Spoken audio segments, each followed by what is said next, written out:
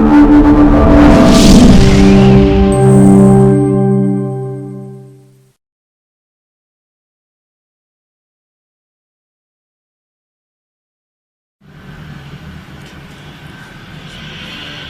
वालेकुम क्लास।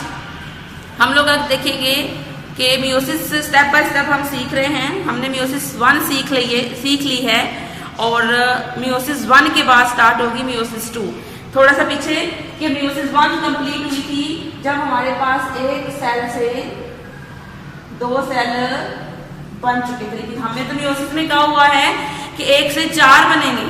अभी हमारे पास 2 बने हैं मियोसिस 1 के कंप्लीट हो रहे थे, तो वो सेल 2 बने हैं, उसमें इस तरह हमारे पास न्यूक्लियस है और हमें पता है कि इसके अंदर न्यूक्लियस के अंदर क्या है, ऐसे है, एक क्रोमोसोम 2 क्रोमोसोम ऐसे ही मौजूद थे।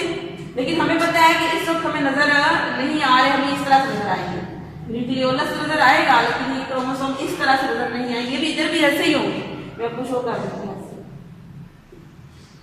ठीक है, ये हमें नजर नहीं आ रहे।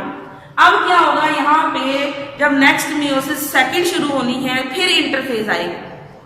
लेकिन ये इंटरफेज जो है वो शॉर्ट टाइम के लिए होती है, इसमें सिर्फ G1 ही होती है, थोड़े से टाइम। वो इंटरफेज जो इसमें G1 G2 S phase chromosome double हुए थे, यहाँ पे क्रोमोसोम डबल नहीं होंगे अब, ठीक है। मियोसिस में फर्स्ट इंटरफेज में मियोसिस 1 से पहले क्रोमोसोम डबल हुए, अब क्रोमोसोम डबल नहीं होंगे, थोड़े से टाइम के लिए क्या आएगी, इंटरफेज। लेकिन ये जो इंटरफेज है ना, ये इंटरफेज सेकंड है। क्या है? Interphase second. अब इंटरफेज सेकंड है, इसको दूसरा नाम है इंटरकाइनेसिस। क्या नाम है? इंटरकाइनेसिस। क्या फर्क है इंटरफेज 2 में और इंटरफेज 1 में या इंटरकाइनेसिस में? क्योंकि यहाँ पे क्रोमोसोम ने डबल नहीं होना। ये सवाल पेपर में आपको आ सकता है, डिफरेंस बिटवीन इंटरफेज 2 एंड 1 या इंटरकाइनेसिस। तो ये देखिएगा यहाँ पे पेज नंबर है ये 97, इसके बिल्कुल एंड पे आपको ये फर्क नजर आएगा कि ही मियोसिस 1 कंप्लीट होती है, जो अगली स्टेज शुरू होने से पहले थोड़ी सी टाइम पीरियड आता है, थोड़ा सा इसमें क्रोमोसोम जो है अपने आप को सेल अपने आप को अगली फेज के लिए प्रिपेयर करता है, तो वो जो टाइम पीरियड है वो इंटरफेज 2 कहलाता है या इंटरकाइनेसिस कहलाता है।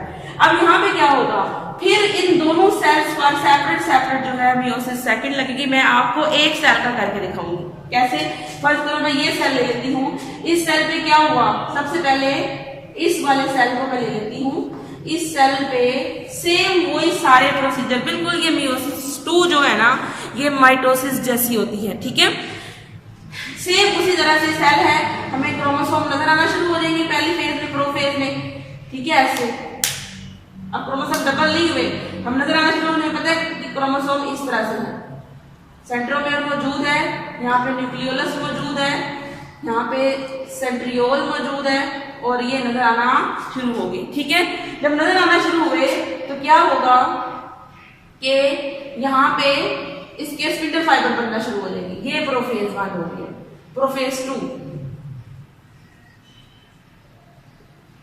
ठीक है, प्रोफेज 2 बिल्कुल माइटोसिस की तरह की होती है प्रोफेज।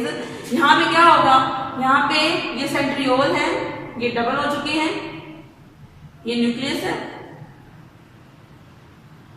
इनके अंदर से क्या निकलेंगे, वही सेम फाइबर निकल के ये क्या बना रहे हैं, माइटोटिक स्पिंडल।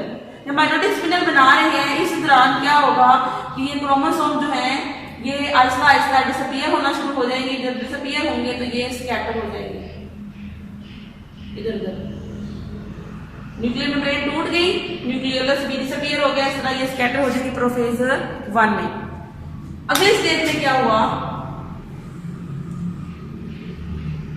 क्या कहलाएगी, मेटाफेज। ये आपको बुक में अगर लिखा हुआ नहीं मिलेगा, अगर आपको डायग्राम की फॉर्म में मिलेगा तो आपको ये समझ के अच्छे से याद करना है। प्रोफेज सेकंड में क्या हुआ, बिल्कुल वैसे ही माइटोसिस की तरह ये सेंट्रल पोजीशन पे आ जाएगा, ठीक है। ये क्या है, माइटोटिक स्पिंडल, ये आपकी सेंट्रल पोजीशन पे ऑक्युपाई हो गया है। अब ये वाले जो क्रोमोसोम है अब इस सेंट्रल पोजीशन पर आकर इस तरह से अरेंज हो जाएंगे। इधर से एक पकड़ लेंगे इसको, इधर से इसको,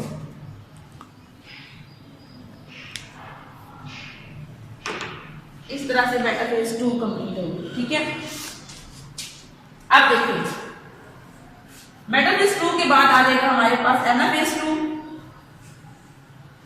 एनाफेज 2 में ये अलग अलग हो जाएगी। अब पिछली मियोसिस 1 में जो मेटाफेज आई थी ये डबल डबल अरेंज हुए थे, अब ये सिंगल सिंगल है।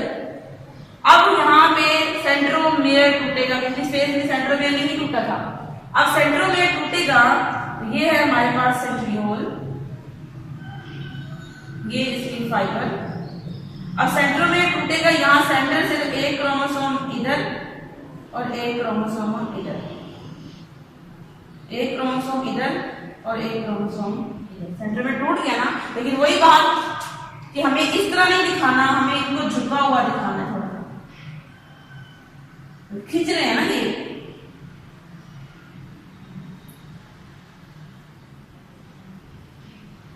ठीक हो गया। ये क्या है हमारे पास एनाफेज सेल। ठीक है, टेलोफेज एंड हो जाएगा इसका यहाँ पे बड़ा बन गया।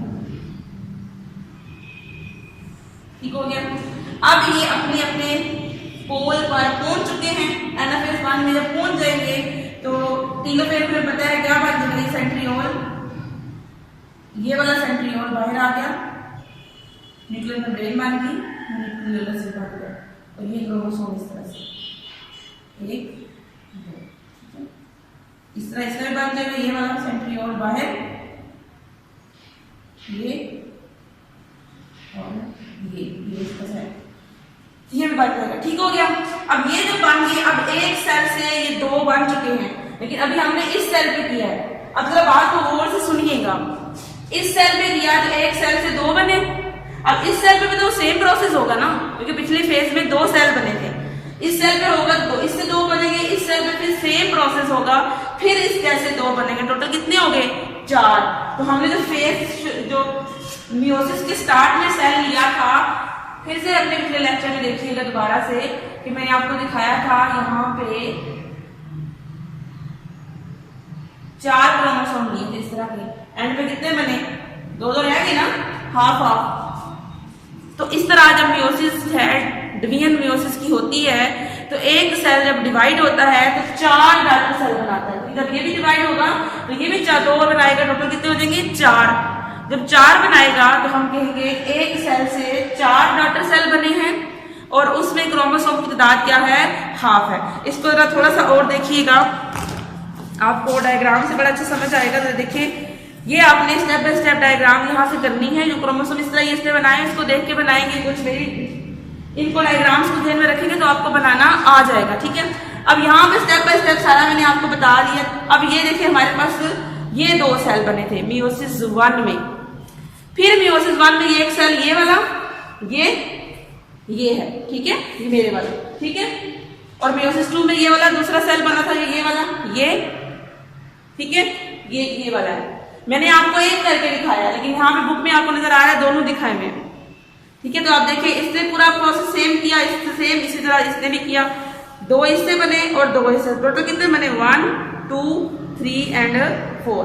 तो 4 सेल जो है यहाँ पे इसके एक पेरेंट सेल था, वो 4 सेल में डिवाइड हुआ, और उसमें क्रोमोसोम की तादाद थी वो हाफ रह गई। ठीक है, तो आप इसको अच्छे से डायग्राम्स को देख कर ड्रॉ करें, साथ साथ ड्रॉ करते जाएं, साथ साथ समझते जाएं, फिर आपको समझ आएगी। जब एक दफा समझ आ जाए, फिर जुबानी ड्रा करने की कोशिश करें, फिर इसको याद करें, फिर आपको बहुत अच्छे से याद हो जाए। ठीक है।